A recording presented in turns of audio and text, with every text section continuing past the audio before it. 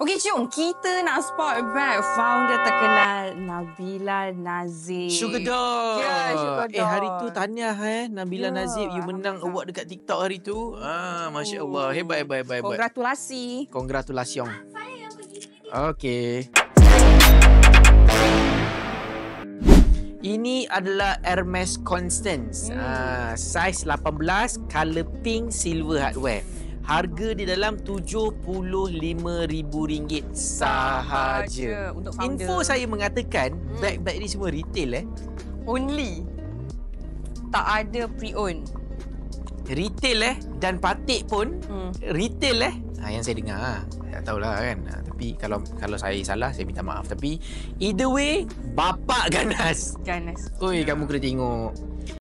So, korang kalau nak shopping ataupun jual handbag dan juga Rolex, DM kita sekarang. bye!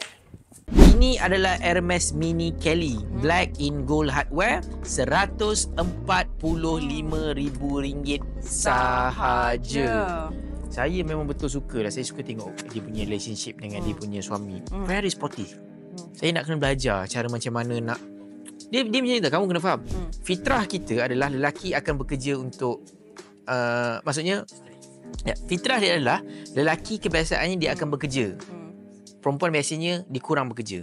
Tapi dalam ni, diorang dua-dua sama-sama bekerja. Dua-dua boleh faham sama-sama, faham tak? Maksudnya korang ada mindset yang sama, goals yang sama, time yang sama. Oh, gila power. Kalau macam saya balik, kalau isteri saya tak ada, kita dah mudi. Macam dia dong, saya tengok very sportive. Best betul.